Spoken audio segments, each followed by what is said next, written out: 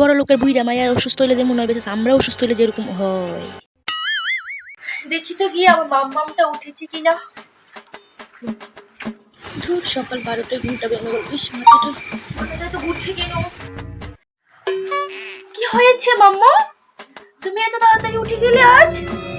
কিছু না মাম্মা, তোমার শরীরটা ঠিক আছে তো? কিরকম জানি তোমার মুখটা ফ্যাকাশে হয়ে আছে।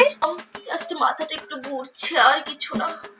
থাকো, তুমি শুয়ে থাকো, তুমি কিন্তু ওঠো না, বুঝেছো? আমি তোমার জন্য গুঁড়া মরিচের একটা স্পেশাল শরবত বানিয়ে আনছি। এটা খেলেই তোমার মাথা ঘুরানো পট করে কমে যাবে। আচ্ছা, বুঝেছো মাম্মা? তুমি বসে থাকো, তুমি কিন্তু লড়ো না এখান থেকে। আমি যাচ্ছি আর আসছি। এই নাও মাম্মাম। ও মাম্মাম, তুমি আমার জন্য কত চিন্তা করো। ও মাম্মাম, তোমার জন্য করবো না তো কার জন্য করবো? তাই ও হলো ঘুম থেকে উঠতেছে না, কিতা হইছে তাই? কিতা খাইয়া বইছে তাই? হ্যাঁ, এদিক কালে কিতা করতেছে তাই? কিলো, তোর কি তো এখনো ঘুম শেষ নানি? হ্যাঁ, উঠবে না?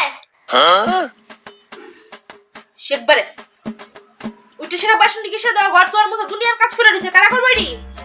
যা তাড়াতাড়ি যা। শৈলওয়ালা না থাকলে একটু শান্তি দেয় না, ভাল লাগতেছে না। কইলা টুনি? হ্যাঁ, তাড়াতাড়ি হাত চালায় কাজ করবে না, বাকি কাজ টিকাটা করবো। শান্তি নেই, একটু শান্তি নেই, বাড়িতে একটু শান্তি নেই। ব্যাং একটু বইয়া লই সকাল থেকে।